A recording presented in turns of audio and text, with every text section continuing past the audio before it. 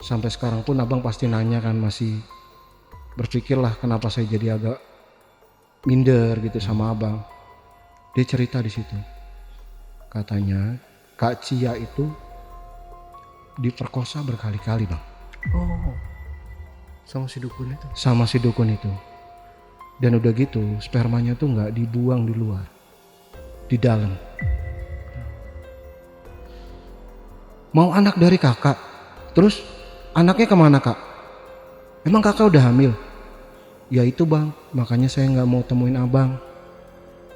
Sebenarnya saya hamil bang, udah mau jalan 4 bulan bang. Dan udah gitu Mbak Daru ngomong sama saya, katanya kehamilan itu harus digugurin untuk jadi tumbal pesugihan.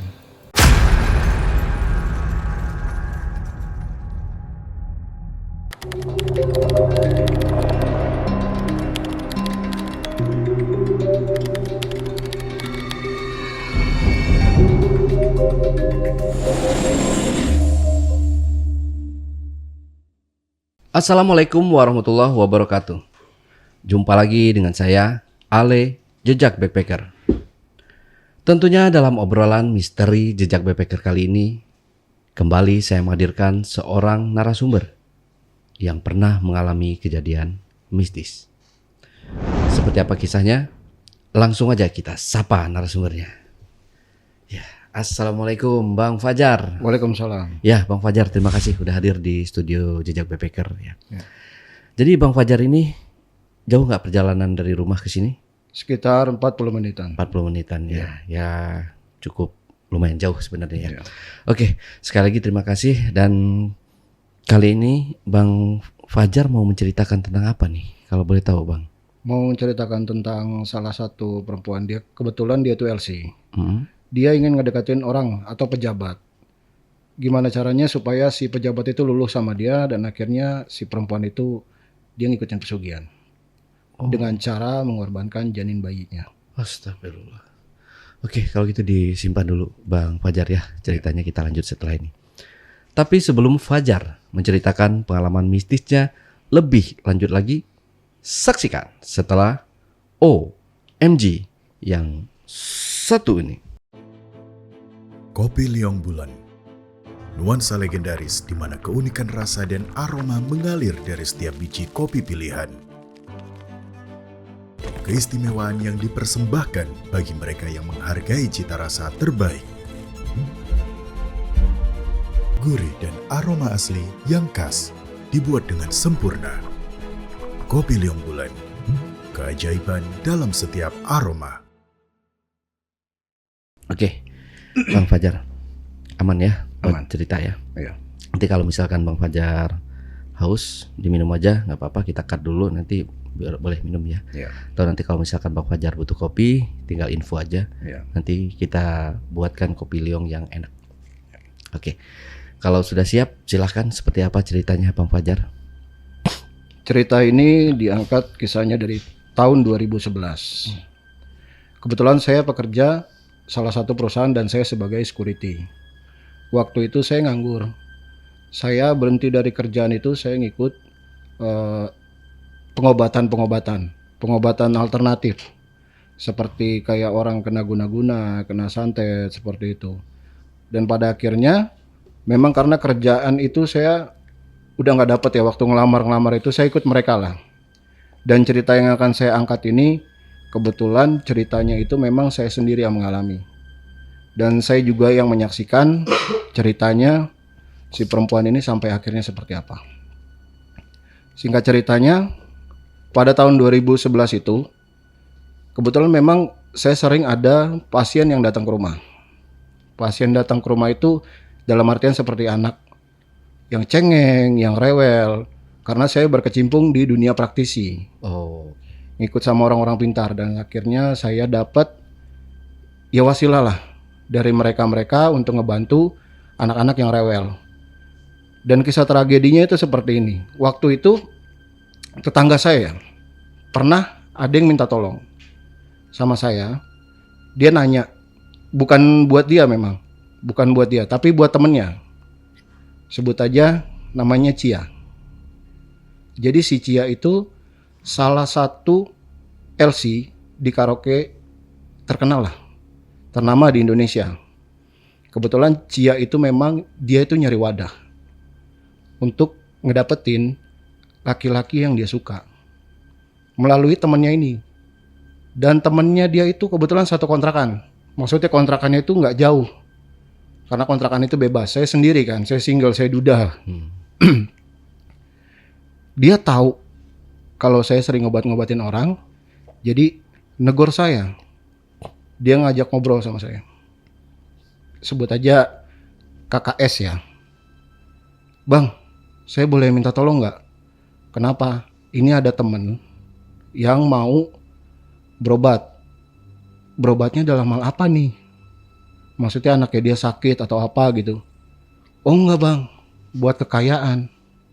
Kekayaan? Nggak bisa. Itu bukan ranah saya. Maksudnya kekayaan gimana kak? Jadi dia itu lagi demen, lagi suka sama laki-laki. Dan kebetulan laki-laki itu konglomerat. Terus saya putar pikiran dong. Gimana ya? Apa saya ada kenalan? Apa saya ada referensi? Akhirnya saya berpikir ada salah satu teman. Ya kebetulan teman itu di daerah Jawa.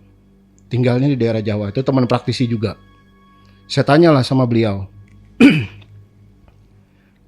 Kalau misalnya ada berobat untuk kekayaan, saya bilang gitu kan sama dia.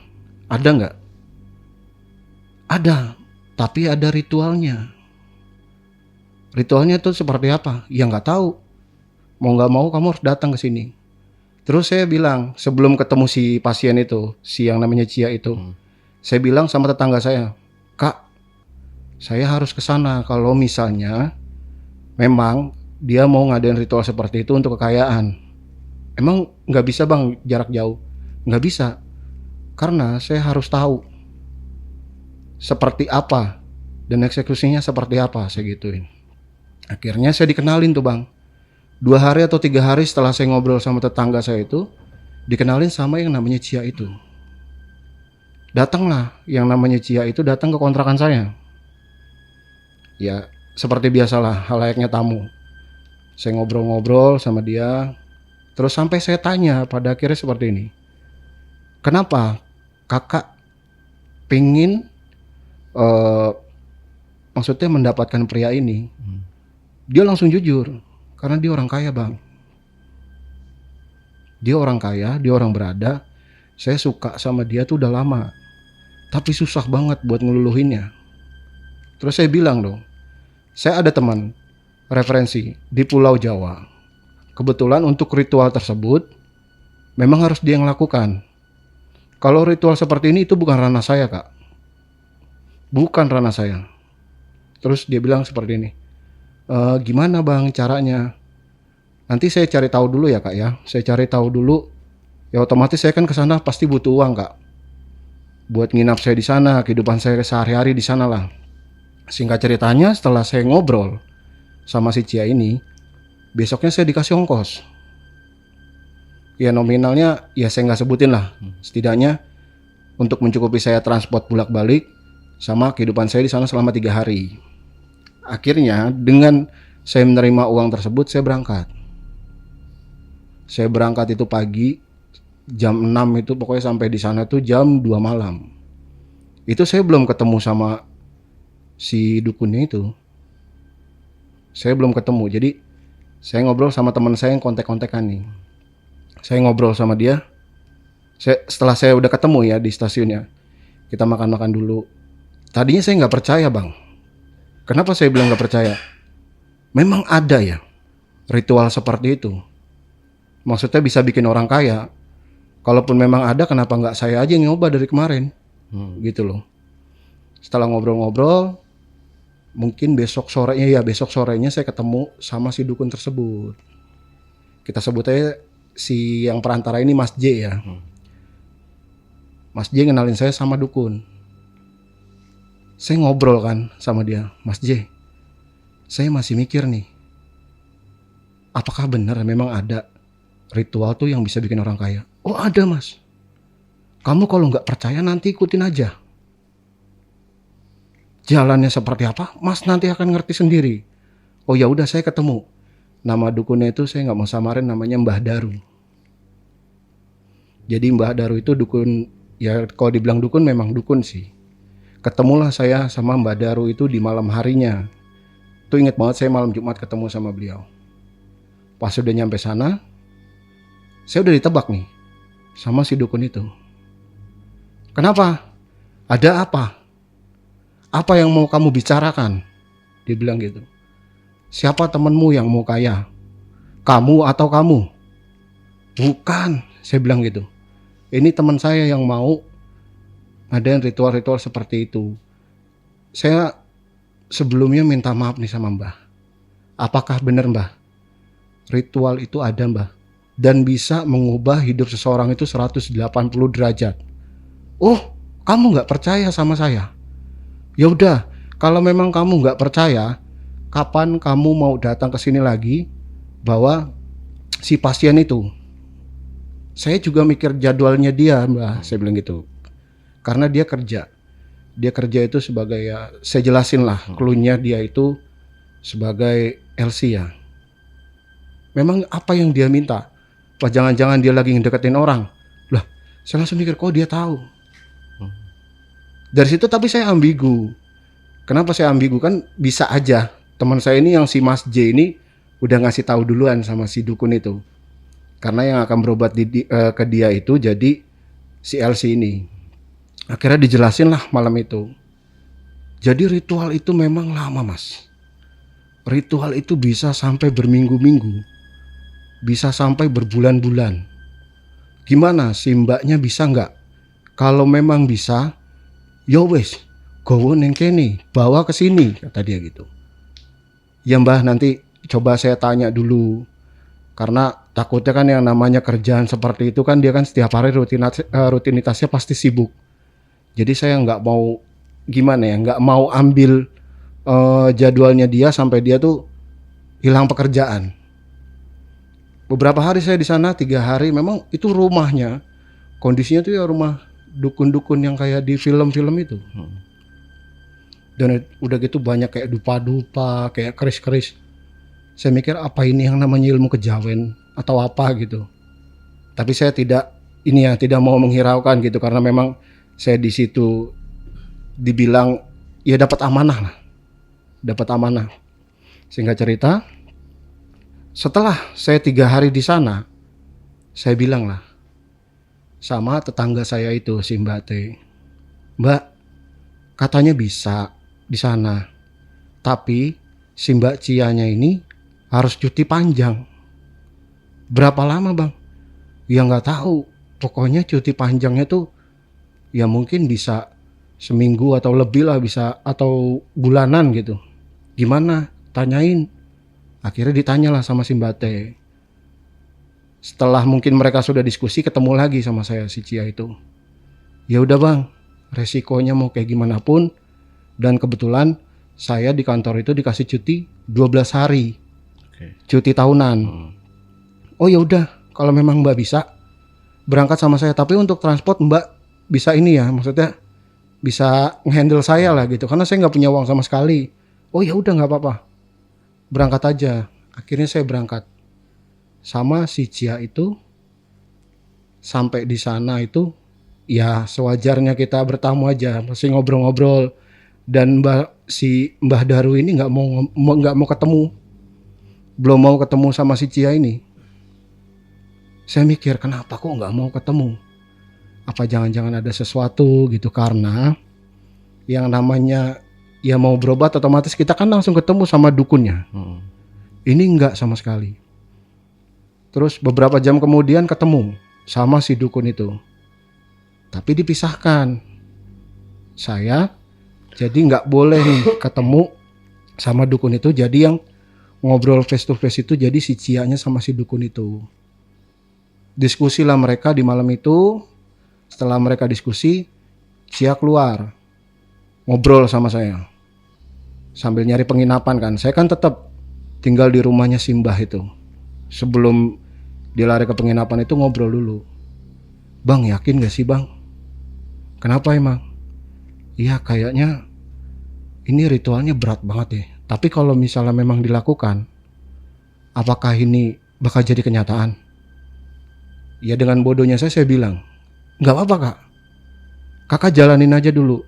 Siapa tahu bener kan kak. Kakak jadi punya duit. Itu egonya manusia ya, yang namanya uang. Ya akhirnya kita jalanin proses ritual itu. Si Cia itu dia ambil cuti 12 hari. Dia itu setelah di penginapan 2 hari, nginep di rumah dukun itu selama 5 hari. Tapi saya nggak boleh tinggal di rumah dukun itu. Saya tinggalnya di rumahnya si Mas J itu. Jadi kejadian apapun yang dia lakukan itu kan saya nggak tahu.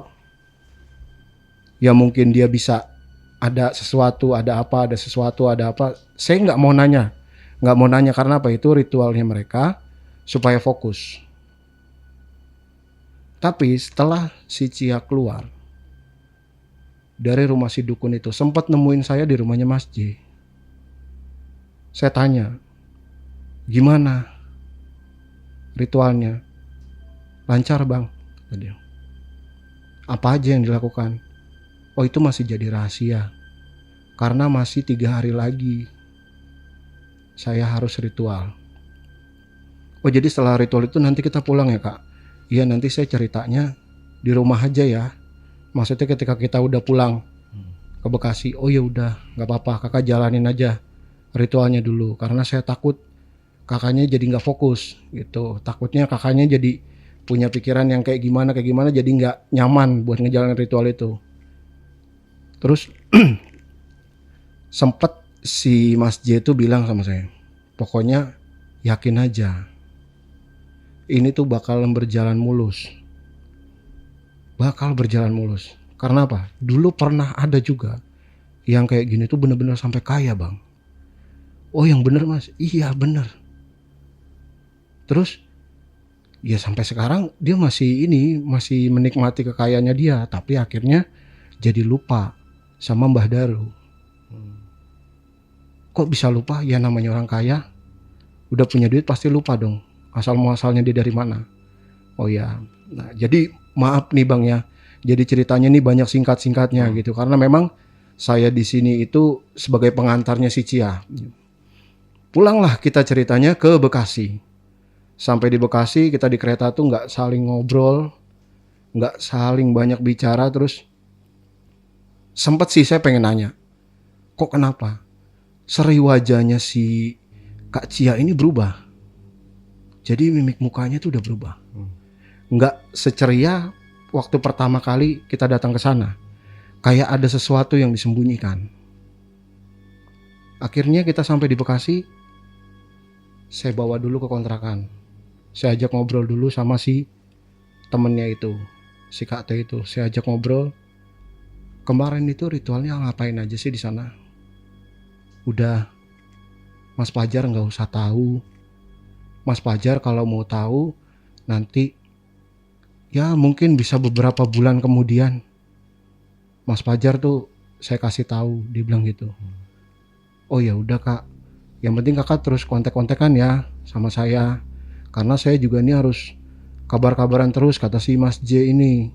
Oh iya, ngobrol-ngobrol. Dia pulang balik, tuh dia ngalamin kejanggalan.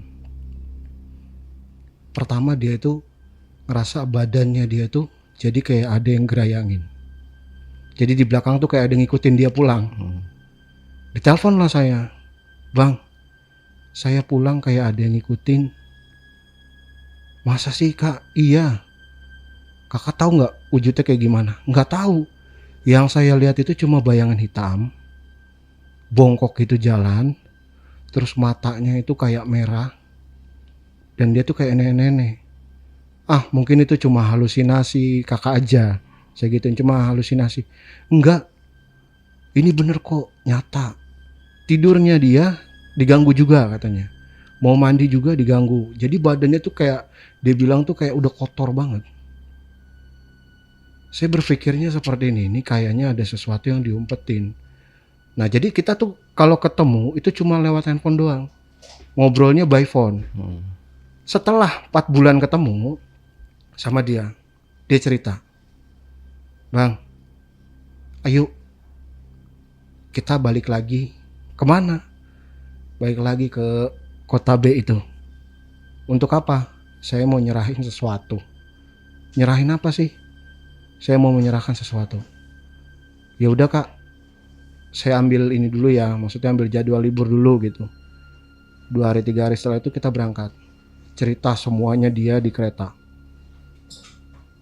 Saya kan belum cerita sama abang waktu pas kita ritual. Saya sama Mbah Daru itu ritual. Sampai sekarang pun abang pasti nanya kan, masih berpikirlah kenapa saya jadi agak minder gitu sama abang. Dia cerita di situ. Katanya Kak Cia itu diperkosa berkali-kali bang. Oh, sama si dukun itu. Sama si dukun itu. Dan udah gitu spermanya tuh nggak dibuang di luar, di dalam. Saya tanya dong, kenapa? Kok harus dibuang di dalam? Jadi Mbah Daru itu mau anak dari saya. Mau anak dari kakak. Terus anaknya kemana kak? Emang kakak udah hamil? Ya itu bang, makanya saya gak mau temuin abang. Sebenarnya saya hamil bang. Udah mau jalan 4 bulan bang. Dan udah gitu Mbak Daru ngomong sama saya, katanya kehamilan itu harus digugurin untuk jadi tumbal pesugihan. Aduh. Dengan berat hatinya saya nanya sama dia, terus kotak yang kakak bawa ini, yang kain merah ini apa kak? Ini janinnya bang. Janinnya. Gila. Yang dipinta sama Mbah Daru itu. Saya buka dong. Loh, kak bau amis kan? Kok bisa dibawa? Saya minta izin sama dokter. Setelah saya ngelakuin aborsi itu, untuk ngebawa mayat ini saya bilangnya untuk dikuburin di kampung. Tadinya kan pihak rumah sakit mau langsung nguburin, cuma dia nggak mau. Jadi alibinya dia tuh bawa janin itu dibawa ke kampung untuk dimakamin. Terus saya kaget. Kagetnya tuh karena apa? Kok tega ya? Kok tega? Maksudnya itu kan anaknya dia, calon cabang bayinya dia gitu. Kenapa tega seperti itu? Saya mikir lagi. Kayaknya orang ini memang ambisi. Ambisi banget, pengen kaya. Saya ngobrol sama Cia di dalam kereta itu, dibilang, "Ini akan berjalan mulus gak ya bang? Saya takut ini udah dosa besar banget. Bukan cuman kakak doang yang besar, yang dosanya besar. Saya pun juga dosanya besar. Jadi jatuhnya saya tuh mengantarkan kesalahannya kakak gitu. Ya udah bang, kita jalanin ritual aja dengan pasrahnya dia." Tibanya kita di sana, di kota B itu, ketemu sama si dukun itu, ngobrol mereka berdua. Di situ saya jadi saksi. Jadi saksinya si dukun itu berarti memang minta janin itu bang. Datang itu kalau nggak salah kita habis maghrib datang ke sana, terus si Daru tuh langsung si Cia itu langsung ditegur. "Gimana? Kamu udah bawa apa yang saya minta?" "Iya saya udah bawa mbah." Dikasihlah kotak itu. Setelah dikasih kotak itu, kita sehari itu masih belum bisa ngelihat kotak itu diapain sama dia. "Ya udah, kamu tinggal dulu sehari di sini. Saya mau ritualin dulu." Kita nurut dong, karena ya memang simbahnya nyuruhnya seperti itu, kita nurut. Ya udah, Kak Cia tinggal aja di rumahnya Mas J, karena kan dia ada istrinya kan. Biar saya di rumah mbah ini. Oh ya udah. Setelah 2 malam setelah kejadian itu, baru kita ngadain ritual. Ritualnya tuh di salah satu kuburan, itu di tengah-tengah hutan ya. Terus di depan kita tuh ada pohon jati, terus kayak ada sesajen gitu. Terus mbahnya tuh bilang, "Kalau bisa, kamu bisa nggak beliin aku ini ayam. Cuman ayamnya tuh ayam cemani." Dan sedangkan ayam cemani itu mahal banget. Saya tuh udah nanya sama orang-orang sana, cemani itu bisa ya jutaan lah. Mau nggak mau karena mungkin Kak Cia itu punya duit, dibeliin lah, diturutin sama dia. Setelah diturutin, kita tuh bersila di situ bertiga malam-malam itu. Jadi di depan kita tuh nggak taunya bukan cuma tempat praktek dukun itu, jadi ada kuburan juga, kuburan tua. Kuburan tua kita nggak tahu asal muasalnya dari mana. Yaudah, kamu duduk di sini, ya kita baca-bacain ritual lah. Terus setelah kita baca-baca ritual, sempat beberapa kali Kak Cia itu ketakutan. Karena kan ya dia mungkin tidak pernah mengalami hal seperti itu, yang harus ritual, harus ini, mandi dulu tuh. Sore dia mandi dulu, dimandiin sama dukun itu, malamnya kita ritual. Kejadian yang paling parahnya ketika pas ritual itu, sempat saya merhatiin mukanya si Cia itu berubah. Jadi posisi saya tuh di belakangnya Cia, dan saya di sebelah kanan dan dukun tuh sebelah kiri. Si Cia itu di depan. Kita ngadain ritual di situ, ya mbah itulah yang baca. Terus saya sempat ditepuk. Pokoknya kamu jangan takut. Jangan takut dengan apa yang akan terjadi. Maksudnya gimana, Mbah? Karena kalau misalnya memang ini sudah diterima, otomatis Cia itu akan berubah wujudnya. Benar tuh. Reaksi itu hampir sejam 2 jam lebih. Saya ngelihat rambutnya Cia itu awal mulanya itu berubah, Bang. Rambutnya dia yang lurus itu berubah jadi kayak lusuh. Yang paling mengejutkannya lagi, dia bungkuk gitu. Dia bungkuk, jadi di depan itu memang ada mangkuk darah. Darah ayam itu. Nggak tahu dia langsung nunduk. Dia minum. Dia minum darah ayam itu.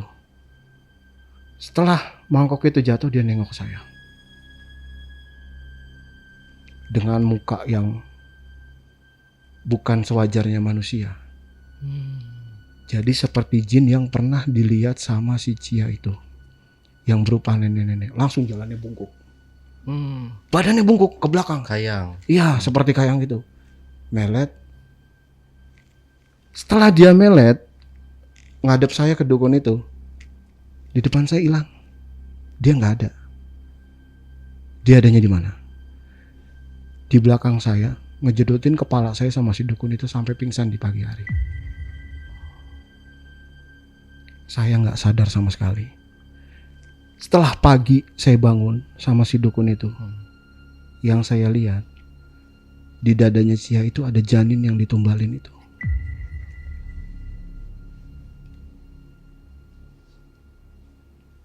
Saya dengan takutnya, Bang, jujur, saya langsung lari. Biar si dukun itu yang ngurusin si Cia di situ. Setelah saya lari, mungkin ya itu kan berapa jam itu mereka kembali datang. Langsung dikasih semacam kayak kertas jimat atau apa gitu. Dikasihlah ke Cia. Ini kamu harus amalin. Harus amalin doa-doa yang ada di sini. Kamu nanti akan dapatkan apa yang kamu mau. Sempat saya nggak ketemu sama dia itu sampai ya setengah tahun lah. Tapi kontak-kontakan tetap. Setelah ritual itu mungkin masih seminggu 2 minggu saya kabar-kabaran sama dia. Dia udah mulai deket tuh, Bang.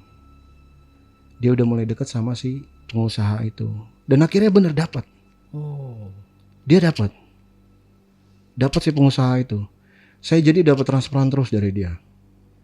Bang, ini saya nggak bisa ngasih apa-apa sama Bang. Saya bisa ngasih ini, kata dia. Sampai saya tuh sempat dikirimin dia tuh, saya mau dibeliin motor, cuma saya nggak mau, saya takut kan karena itu uang haram menurut saya. Akhirnya si Mbak Daru ini ngabarin, piye koncomu, wis sugih katanya, gimana, teman kamu udah kaya. Ya seperti itulah Mbah, sekarang apa yang dia pengenin itu benar-benar kenyataan. Karena dia udah bisa dapetin itu, dia jadi agak sedikit lupa. Bener yang si Mas J itu bilang. Pokoknya kalau dia udah dapat kekayaan itu ya pasti otomatis dia itu bakalan lupa. Makanya ingetin teman kamu, jangan seperti itu. Ya udah, akhirnya saya bilang sama si Cia itu, Kak, kakak masih kabar-kabaran nggak sama si Mas J atau Mbak Daru? Enggak, saya nggak ada kabar-kabaran lagi. Loh Mbak, nggak boleh loh. Kan itu kan masih ada kontrak, saya bilang gitu. Kakak tuh masih ada kontrak sama dia. Kalau misalnya kakak lepas dari kontrak itu, otomatis nanti akan ada hal atau terjadi sesuatu sama kakaknya. Emang iya bang? Iya, karena apa? Kita kan pernah nih ngobrol bareng ya kan? Di situ sudah dikasih konsekuensinya. Kalau misalnya kamu lupa dengan saya ketika kamu mendapatkan apa yang kamu inginkan, mau nggak mau, kamu atau calon jabang bayi kamu yang lainnya itu akan mati ketika kamu lahir atau hamil. Benar, dan itu kenyataan. Kenyataannya karena apa? Dia hamil beberapa kali waktu pas dia nikah sama si laki-laki itu, ini singkat ceritanya ya. Itu 2 atau 3 kali itu hilang dalam kandungan. Nggak ada. Bener-bener hilang. Akhirnya dia nyerah mungkin ya, karena dia ngerasa capek juga, hamil hilang. Dia ngabarin, Bang, kok saya kalau hamil hilang mulu ya? Maksudnya nggak dikasih sama Tuhan itu anak. Kayak udah nggak diizinkan lagi, dipercaya lagi buat dapat anak. Ya karena tadi Mbak itu jatuhnya udah ikut perjanjian yang Mbah Daru, saya bilang.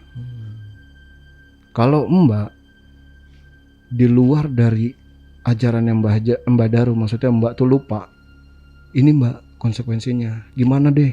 Balik lagi Bang, balik ke saya, ke sana ngobrol, marah-marah tuh dia. Kamu giliran udah punya ini, punya itu, kamu lupa dengan saya. Dia bohong tuh sama suaminya, dia bilang dia katanya mau pulang kampung. Padahal itu jelas bukan kampungnya dia. Ya terus, apa yang harus saya lakukan? Kamu harus ritual sama saya. Ritualnya seperti apa? Yaudah, akhirnya dia nge-seks lagi Bang Ale. Berkali-kali itu dia. Berkali-kali dia nge-seks. Pokoknya saya harus dapat anak lagi dari kamu. Tapi mungkin karena memang ya itu karma ya. Setelah beberapa bulan itu memang Kak Cia itu memang hamil. Akhirnya nggak sampai 3 bulan atau 4 bulan si Mbah Daru itu meninggal Bang Ali. Meninggalnya itu dalam kondisi yang tragis. Jadi bagian kelaminnya itu udah membusuk. Awal mula dibilang sama si Mas J itu katanya gatal-gatal kayak gitu. Terus ya mungkin ya menjalar gitu lah. Akhirnya lari ke kelaminnya dia sampai membusuk dan akhirnya sampai meninggal. Saya kabarin si Cia itu, Kak, Mbak Daru meninggal. Serius? Iya, lo gimana Bang? Saya kan lagi hamil anaknya dia. Ah, yang bener, iya. Saya lagi hamil anaknya dia. Ya mau kayak gimana? Ya udah, gini deh, bisa nggak sih kalau Mas aja yang kesana ya, Abang aja yang kesana katanya. Jangan saya. Ya enggak lah, harus sama Kak Cia. Karena kalau saya pribadi, saya sendiri kesana kalau misalnya ada pesan yang mau disampaikan, pasti sampai di Kak Cia-nya itu cuma setengah informasinya. Oh iya Bang, itu kita berkali-kali kesana. Sampai akhirnya suaminya si Cia itu curiga, ngapain sih kalian berdua itu keluar kota mulu. Jadi si Cia itu pura-puranya saya itu sebagai keponakannya dia. Jadi biar kita tuh ada akses, biar bisa bolak-balik ke sana. Akhirnya sudah sampai di sana, kita tuh sampai 7 harinya Mbah Daru di sana itu, si Mas Cia tuh ngomong sama saya, Bang, kayaknya perjanjian ini tetap diteruskan Bang. Kenapa? Iya, karena kontraknya yang almarhum bilang itu sempat bilang sama saya. Jadi nggak taunya setiap malam Jumat itu memang si Cia itu harus nyuguhin darah ayam itu. Dan itu udah nggak pernah dilakuin. Kalau sampai ritual darah ayam itu nggak jadi buat mandinya Cia. Kata itu konsekuensinya bakal balik lagi ke Mbah Daru itu. Makanya dia sial kena itu mungkin ya. Terus saya ngobrol sama si Mas J itu, dia bilang pokoknya ritualnya itu harus dijalanin terus. Karena kalau nggak dijalanin nanti bakalan sial. Karena ini korbannya udah jadi Mbah Daru yang kena. Yang benar iya benar. Tapi ingat Mas, pokoknya setiap malam Jumat tuh harus ada ritual bla bla bla gitulah, saya nggak sebutin ya. Ritual itu memang harus dijalankan. Saya nggak bisa menyanggupi karena keuangan ya kan. Saya nggak bisa. Terus saya bilang saya kan nggak punya uang apa kayak gimana. Ya kan kamu bisa ngomong. Kamu tuh bisa ngomong ke Cia. Kamu minta harus ritual ini, ritual itu. Karena kalau kamu nggak ritual, kamu juga pasti akan kena sialnya. Dan itu kenyataan Bang. Ketika saya 7 hari pulang dari sana, saya dikontrakan itu diganggu sama sosok kakek-kakek dan sosok nenek-nenek itu. Pertama kali saya masuk kontrakan setelah saya pulang itu, saya mikir tuh kayak ada teman saya yang manggil saya. Bang gitu. Saya buka pintu, itu nggak ada. Tapi ketika pintu itu saya tutup, itu di dapur saya, dapur kontrakan, itu berantakan Bang. Wah, semua tuh diambur-amburin. Apaan ini? Saya nyebutkan, astagfirullah, ini apa? Kejadian seperti apa ini? Gak taunya Bang, ada sosok si Mbah Daru itu. Dia bisikin saya, jangan pernah lupa sama perjanjian itu. Kalau sampai lupa, kamu itu akan mati dan Cia pun akan mati. Saya pikir itu cuma halusinasi saya aja ya. Tapi benar, setelah kejadian itu tuh saya tidur yang kaki saya ditarik dari kasur. Kaki saya tuh berciplak telapak tangannya dia. Dan saya tidur tuh ditindih sama nenek-nenek. Nenek-nenek yang saya lihat si Cia mukanya kayak kesurupan itu. Ngeliatin saya gitu. Mukanya dia tuh udah kayak pengen minta sesuatu dari saya. Saya ngabarin Cia, saya bilang, Cia, Kak, saya diganggu Kak sama sosok ini. Oh iya, saya juga diganggu Bang. Diganggunya kenapa Kak? Ya diganggunya jadi kayak saya mau mandi, ada yang teriak-teriak, ada yang nakut-nakutin saya dari belakang. Terus gimana ya Bang? Ya udahlah Kak, Kakak jalanin aja ritualnya dulu. Masih jalanin nggak? Enggak Bang. Saya udah nggak pernah jalanin ritualnya lagi karena saya takut suami saya tuh curiga. Ya seharusnya jalanin dong Kak, itu kan udah perjanjian. Jangan sampai Kakak tuh lupa sama perjanjian. Terus sampai setahun 2 tahun saya tuh masih kabar-kabaran sama dia. Gangguan tuh masih terus menerus Bang. Gangguan tuh masih terus menerus saya diganggu. Akhirnya saya bilang gini, Kak, kita ke makamnya Mbah Daru yuk, kita nyekar. Enggak Abang, saya trauma. Traumanya kenapa? Saya kalau tidur itu setiap malam kalau saya nggak nyebut nama Mbah Daru itu kayak ada yang mensetubui saya. Badan saya tuh ngerasa jijik, ngerasa hina. Tapi anaknya Mbah Daru itu lahir. Dan sampai sekarang itu masih hidup. Masih hidup dia. Terus saya giniin, terus gimana anaknya si Mbah? Ya udah ada, udah aktif gitu. Umurnya waktu itu saya kabar-kabaran tuh masih umur sekitar 2 tahun lebih lah. Tapi akhirnya apa Bang? Mati juga anaknya. Hasil dari hubungan sama Mbah Daru itu. Iya, meninggalnya tuh nggak wajar. Okay. Jadi kayak anaknya cuman jatuh aja gitu, jatuh di depan rumahnya, entah dia kesandung entah apa, itu langsung meninggal. Sewajarnya manusia kalau meninggal itu kan perubahan badannya itu paling kayak dia pucat atau menguning ya, atau ya mungkin karena aliran darah udah nggak mengalir, paling biru atau pucat gimana gitu. Ini benar-benar yang gosong. Jadi kayak kena luka bakar. Dia ngabarin saya, anak saya meninggal Bang. Serius, saya datang ke sana kan, ke tempatnya dia. Wah, itu kejadiannya Bang. Bener-bener kejadiannya di luar nalar banget. Jadi orang-orang yang selesai pulang tahlil dari sana tuh diganggu juga sama si sosok itu. Sampai saya ngerasain teror itu udah hampir 3 tahun. Saya ngerasa jerah. Cia pun ngerasa jerah. Saya temuin lagi si Mas J ini. Mas, kita nih diganggu terus sama Mbak Daru. Tolong dong kasih solusi. Saya bilang gitu. Ya nggak bisa. Karena saya dari Mbak Daru juga, ya istilahnya wasiatnya cuma bilang seperti itu. Harus rutin terus ritual. Terus gimana? Ya udah mau nggak mau kalian harus ritual terus. Tapi nggak bisa lah. Maksudnya biar lepas aja. Perjanjiannya ini biar lepas aja. Gimana caranya supaya kita lepas dari gangguan ini? Saya ada solusi. Mau nggak mau datang ke tempat pemakaman yang dulu kalian itu ritual. Oh. Kita harus datang lagi ke sana.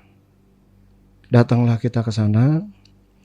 Ya mungkin di luar nalarnya gimana ya, kita datang ke pemakaman tuh kayak banyak orang yang udah nungguin di pemakaman itu. Ya meskipun kita tahu itu mungkin jin atau sosok-sosok gaib gitu, ya udah kita jalanin ke sana, kita ngobrol. Ada orang tua yang negor kita dari belakang. Kamu ngapain kesini? Oh ini mbah, permisi, saya ini mau mau nyekar. Pura-puranya kita mau nyekar.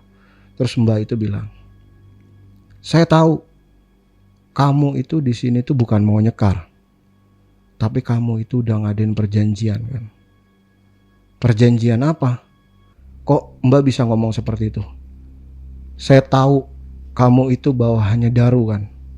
Loh, kok bisa tahu? Iya, karena yang bisa nyolek pemakaman ini cuma Daru doang. Kok mbak bisa tahu? Iya, saya tahu.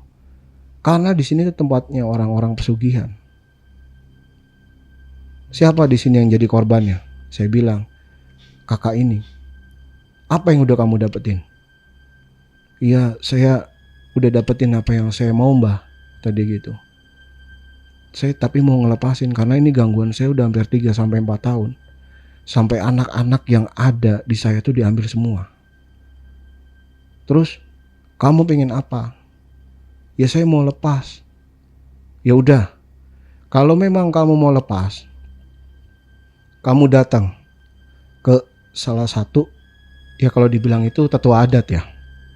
Orang yang paling disegani lah di desa itu.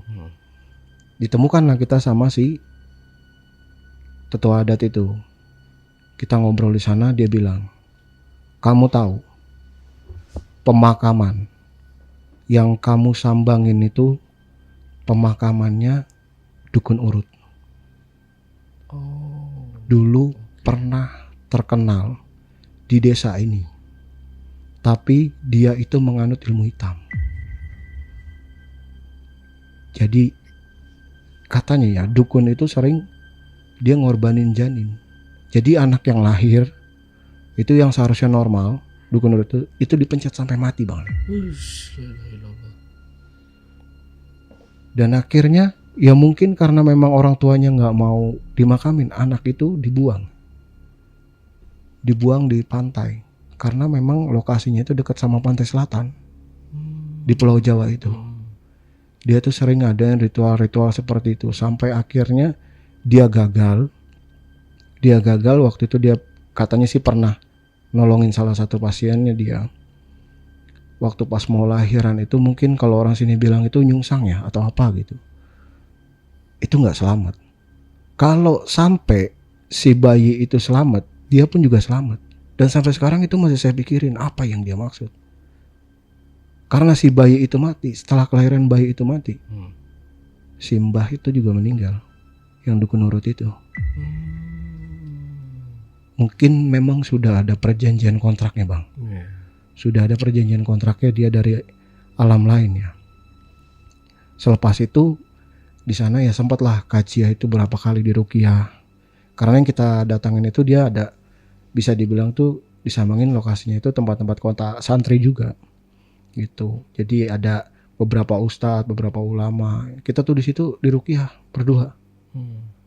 Ya alhamdulillahnya setelah ruqyah itu beberapa kali lah kita ketemu sama mereka, hidup kita tuh jadi normal lagi bang. Setelah normal, yang lebih tragisnya lagi bang, Cia itu meninggal bang. Si Cia-nya sendiri justru meninggal? Meninggal Lah. dalam kondisi dia yang hangus sama kayak anaknya Mbah Daru itu. Terus ya setelah kejadian itu sampai sekarang saya masih kebawa trauma. Paling seperti itu sih bang ceritanya bang. Gila. Jadi dia sendiri yang jadi korban ya. Iya. Terus sama si yang pasangannya itu yang dia incer itu gimana jadinya? Ya dia juga shock. Karena sempat nanya, kalian tuh ke kota B itu ngapain sih? Hampir setiap bulan itu waktu pas saya masih aktifnya, tuh sering ke sana sini. Si Cia tuh sering bawa kembang-kembang gitu, kayak bawa ya benda-benda itu. Nah kalau itu kan memang saya nggak tahu ya, maksudnya si Cia itu dikasih barang-barang seperti itu sama dukunnya. Mungkin si dukunnya itu bilang jangan sampai saya tahu gitu, karena nanti takut dibuka gitu. Karena itu kan akan jadi ritualnya dia bang, akan jadi ritualnya dia di setiap malam Jumat itu. Dan sesuai perjanjiannya, kenapa Cia bisa mati? Ya mungkin karena memang dia udah nggak ngejalanin ritual itu, makanya dia pun jadi tumbalnya. Oke.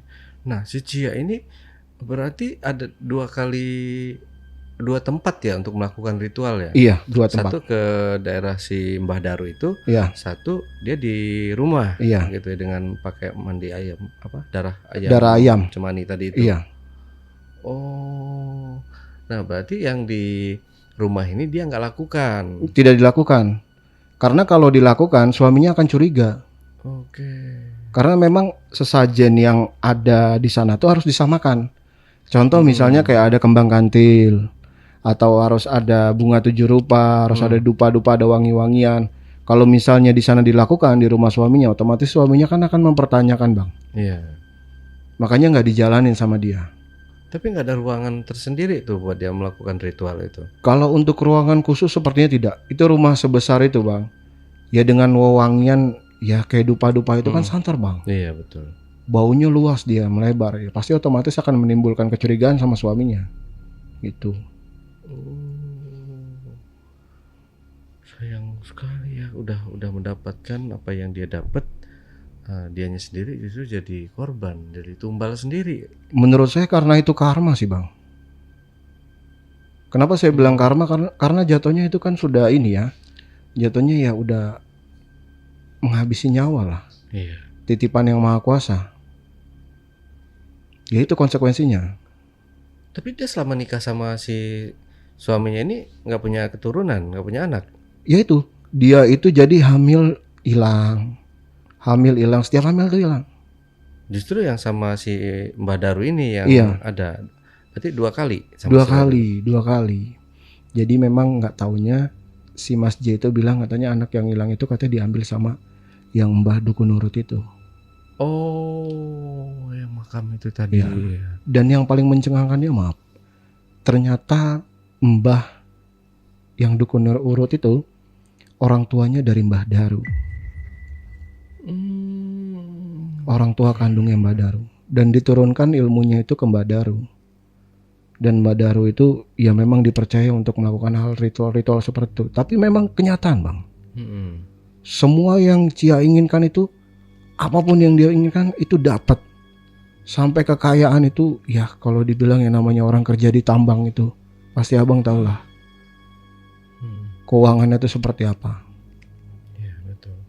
Nah berarti ini udah putus semua berarti ya, maksudnya si Mbah, si orang tuanya yang makam itu kan Dukun Urut ya. Iya. Dukun Urut itu adalah si bapak atau Ibu ya. Iya. Ibunya si Mbah Daru. Iya. Nah Mbah Darunya juga udah meninggal, udah mati. Iya. Penerusnya nggak ada. Penerusnya itu ya Mas J itu. Oh. Jadi Mas J itu jatuhnya itu orang kepercayaan dan murid yang dipercaya lah. Jadi istilahnya guru itu ngasih ilmu 3.500, Dan yang diterima sama muridnya itu cuma 3.000. Jadi dia itu masih di bawahnya Mbah Daru. Cuma sebagai perantara aja. Jadi dia nggak ngadain ritual-ritual buat kaya kayak gitu, nggak bisa. Karena memang doa-doanya kayak mantra-mantranya atau apa itu cuma Mbah Daru doang yang tahu. Gitu. Oke. Nah, berarti janin semuanya diambil sama si Mbah Daru, dianterin ke Mbah Daru semua ya. Ke Mbah Daru semua. Itu anak hasil hubungan mereka itu. Iya. Dan itu setiap kali Bang Fajar nganter itu mereka selalu melakukan. Iya. Dan ada yang ketinggalan sih. Fetisnya dukun itu parah. Jadi memang setiap mereka berhubungan katanya harus berapa kali si Cia itu harus nelan spermanya si Mbah itu. Gila. Dia harus nelan sperma itu. Karena kalau dia nggak nelan apa gitu, dia bilang kalau nggak nelan sperma itu nanti akan terjadi sesuatu. Tapi bener sih kenyataannya, memang saya saksi hidupnya dia tuh sampai 4 tahun itu ngelihat kejadian yang seperti ini. Yang awal mulanya saya nggak percaya. Setelah saya ngelihat langsung ritualnya, saya ngelihat perubahannya, ternyata memang benar itu ada. Gitu. Sebenarnya saya mau angkat cerita ini pun saya nggak berani. Nggak beraninya ya karena ya saya memang banyak hal-hal nganterin orang-orang yang pesugihan kayak gitu. Nah tapi yang menurut saya unik ya ini sih ceritanya si Cia ini. Karena memang sampai makan korban. Dan ada juga beberapa cerita yang sampai memakan korban juga. Oke. Mungkin next ya kita angkat lagi cerita yang lainnya. Iya Bang Fajar ya. Mungkin kalau misalkan teman-teman di rumah pada mau Bang Fajar cerita lagi ya nanti kita bakal undang lagi ya. Iya Bang. Oke. Ya itulah balasannya ya bagi orang yang melakukan kayak pesugihan, ilmu hitam segala macamnya yang berbau-bau dengan iblis ya. Itu dapat karma sendiri seperti yang dilakukan oleh Cia ini. Iya, begitu juga korban-korban yang pesugihan kayak untuk dagang seperti itu banyak Bang. Oh, ada juga saya cerita seperti itu. Cuma kalau dilanjutin di sini mungkin bisa panjang. Iya. Iya, itu juga penasaran juga sih sama cerita-cerita yang kayak gitu. Banyak juga yang beredar di TikTok apa-apa gitu. Banyak tuh. Ini rame, tapi pas dibawa pulang ternyata makanannya itu nggak enak sama sekali. Nah, itu banyak tuh. Benar. Oh, itu tuh biasanya mereka pakai pesugihan seperti itu ya, atau penglaris ya kali ya? Kalau penglaris sama pesugihan itu tergantung dari apa yang dia minta. Contoh model kayak dia tuh buka usaha warung gitu. Nah itu biasanya ada juga ritual pakai tulang-tulang manusia yang udah meninggal biasanya. Untuk penglaris. Iya, untuk penglaris. Tapi yang paling banyak itu biasanya pakai tulang babi sih. Oh, tulang babi itu bisa buat penglaris? Bisa. Makanya tolak balahnya dia pakai tanah. Aduh. Tanah kuburan. Gila ya, ada aja ya kelakuan manusia ya. Iya.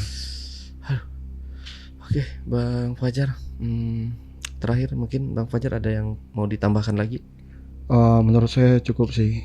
Ya pesannya untuk orang-orang yang di luar sana, kalaupun memang pengen punya apa yang kalian inginin, ya lebih ke kerja aja sih sama ikhtiar sih.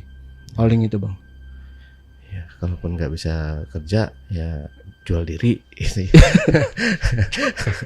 Oke, bercanda Bang.